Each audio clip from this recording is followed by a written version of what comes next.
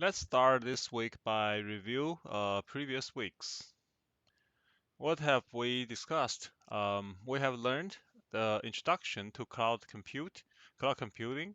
We introduced to Azure. Regarding Azure, the management of Azure, we talked about resource management and the user management and how they interact with each other. Then inside Azure, the services provided, we discussed compute and storage. We discussed the compute regarding virtual machine and general compute. This general compute relate to mostly container and function. Then regarding virtual machine, we also discussed networking. On the storage side, we talked about storage account.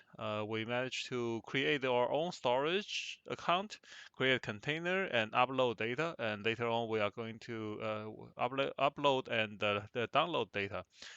In our future project, we will start utilizing these files in the storage account. Then we go through relational databases and big data technology with emphasis on NoSQL database and the Hadoop and Spark. So by this time, let's look at the typical enterprise data flow again. The first half of this class is fundamentals of Azure Cloud. We talked about everything fundamental, infrastructure as a service, and platform as a service in Azure Cloud. But now it's the time to consider where we are with regard to Azure's function inside the enterprise, inside the company. Once you start working, you most likely will be data engineers or data scientists in the enterprise. In the typical enterprise, you collect data from different applications. And then there's ETL or EOT extraction, transformation, and the loading process. Loading everything into an enterprise data warehouse. And from a data warehouse, you will further dispatch data to build data marts for data access. Now, the data sources are inevitable applications on different virtual machine, right?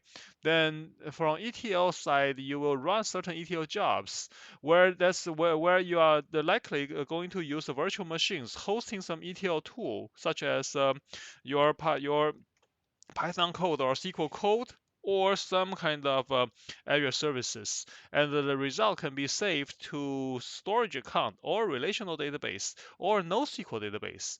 And further down the road, there's data warehouse and data mart. And in order to access the results, you are likely to have some more machines. The machines will be connecting to the data source and run like Power BI or Tableau reports for data visualization and analytics. This is the typical enterprise data flow. Whatever you learn so far is already enough to set up the complete flow by utilizing virtual machine storage account, relational database, and NoSQL database. But on top of that, Microsoft also provides you with some services that's built on top of their own virtual machine and storage, but you can utilize without worrying about the virtual machine and the storage. This is what we call data-oriented services. And the second half of this class, we will be focusing on these services. Let's try to introduce the final project. I think I mislabeled the PowerPoint slides, but basically schedule for second half of project. Today, this week, we will introduce the final project to you, and then we will have a midterm. Week 7, week 8, 9, 10 will be we will introduce data-related services. So week 7, we are going to talk about data warehouse, how data warehouse or data lake are built in Azure. Then week 8, we are going to talk about data engineering, and week 9, we are going to talk about Power BI, how to display visualizations, how to create dashboards. Then week 10, how to utilize the data inside Azure for machine learning and artificial intelligence. And the week 11, we'll have our final project presentation. So this covers week Week 7 is going to be those storage, data warehouse, data mart. Week 8, extraction, transform, and the load. Week 9, visualization and some kind of dashboard creation. And week 10, we are going to learn some kind of machine learning or artificial intelligence also on this layer. So week 7, 8, uh, 9, 10, all everything in for this data flow. And prior to that, we already learned the virtual machines and the storage accounts and the SQL and relational and the NoSQL databases. That gives us an overview, a full view of what are the components in each typical enterprise data flow. So let's talk about final project. Final project is a typical data engineering and analysis project. The purpose of this project is that you will build a data lake house. You will create or data warehouse, you will create the data model, implement a data lake. Then you will build a pipeline to load the raw data into a Synapse lakehouse. And you will build Power BI presentation based on the Synapse lakehouse. So as you can see, these are exactly the same thing we are going to go through in the second half of this semester. What's going to happen is today we're going to after I introduce you to the final project, you will start working on some of the data analysis. Week 7, after we introduce what the data lake house, data warehouse, what data warehouse is, what data lake is, you will start building your data lake house. You will create data model and implement data lake inside Azure.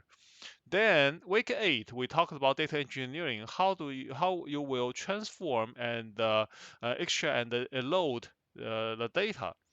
Then that week, as homework, you will build pipeline to load these raw files into the lakehouse you created, you designed in week 6.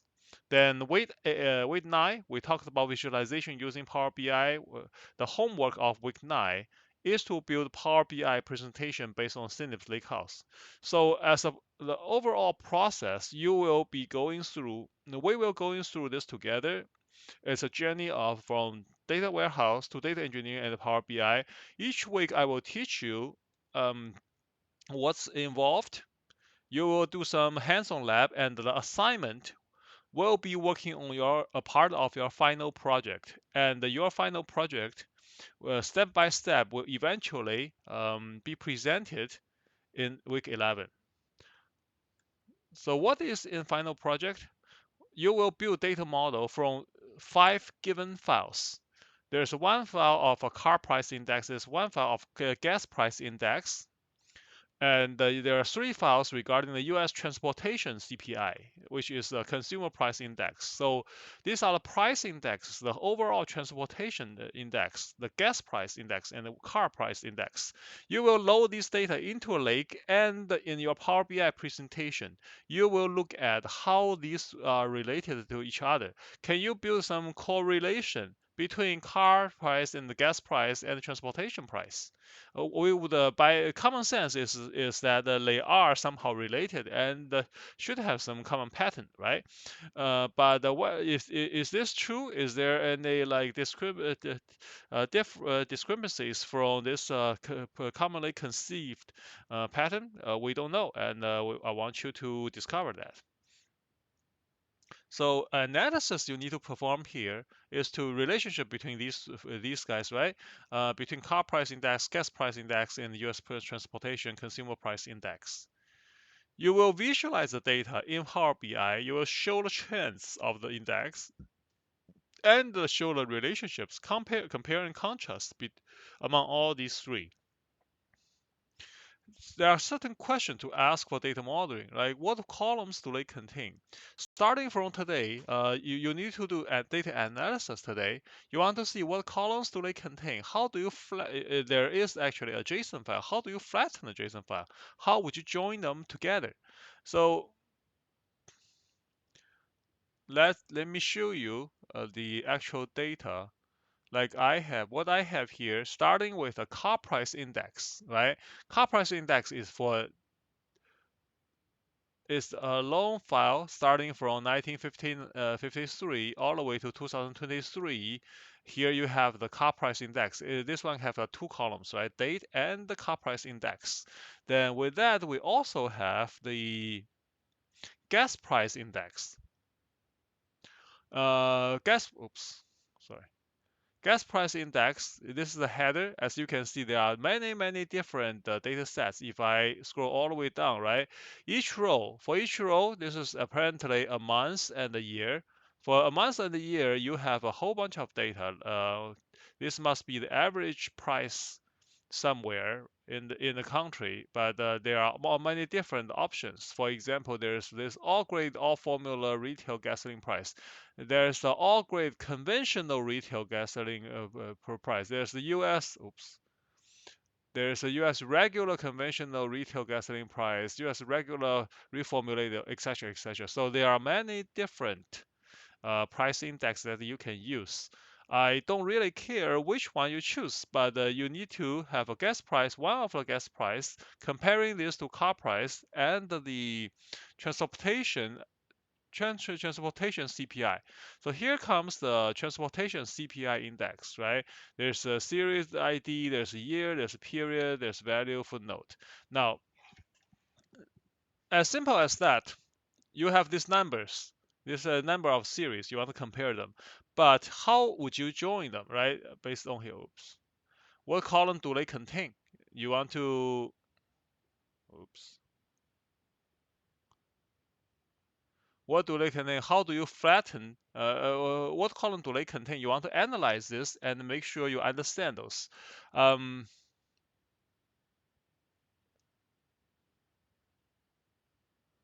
Did I accidentally close this? So we have car price index, we have gas price index, and we have transportation CPI. Now, you want to see what column they have, and you also want to consider how they are going to be able to join together, right? Apparently, if you are comparing price to price, you want to join them by the year and date of this price. For example, you want to compare from 1990, August 1990, the price of car at that time, the price of gasoline at the time, and the price of U.S. And the value of U.S. transportation CPI at that time. However, as you can see, the numbers are formatted differently. The months are formatted differently. This is YYYY dash MM dash DD. So, and this one is MMM dash YYYY. And this one is, there's a column called year, and there's a column called a period. So, and if I look at this period, there's M0, 1, 2, 3, 4, all the way till 12. And the next year it starts with M01 again. So the assumption, of course, is this must be some kind of a month, right? And which brings our JSON file, which is how you define this period abbreviation. There's M01 all the way to M12. Then there's M13, annual average. Then there's the first half, second half, and annual average, right? So how do you convert this 1947 M01 to a format, converting this August 2090 to a format, and this 1953 January 1st to a format, so that the three of them can be joined together to form a series based on time? You need to think about this. What conversions do you need to perform in order for these three to be capable of joining? And then let me also bring in the transportation. And then here we have this M0102 all the way. You need to flatten this JSON file. Flatten this JSON file so that you have this period, the M01, 2, 3, and you can join that somehow or filter somehow to get the proper period. Okay, now with that, there's also one thing called series ID, and we have one additional series ID here, a list of a series ID here. So you see this This series ID, what is it? If I try to search for it in this CPI series data, you can see this one is the transportation in US city average. So that's probably a filter that you want to apply. So that's probably something you want to join. You want to join this CPI series using this series ID and possibly apply only to the transportation in US, because what's happening is for this series ID, this series ID is not the only series ID we have here in transportation, but there are multiple series IDs. For example, this SETB01. Now, if you look at the series here, there are multiple SAT1, TCLTB. They are different types of transportation index. The one we have in the very beginning, this is the transportation, total transportation in US city average, all something, all urban, etc. Then there are also like private transportation commodities, etc., etc. For all these, you don't need all these series. You only what you need is only this serial ID. So you need to apply a certain filter to this data by applying filter from this CSV file. Overall, you need to join this table. You need to flatten the JSON file. You need to consider how to convert those columns to a conforming standard, which means they are the same value. They have the same value in the same number format in the same in different data set, and thus you are capable of joining them together, right? Then finally, you need to consider how you will apply the filter here and there. So this is what you are supposed to do with the final project. And finally, when you get all this together, you will start creating a presentation. You will present your results in Week 11, the final projects.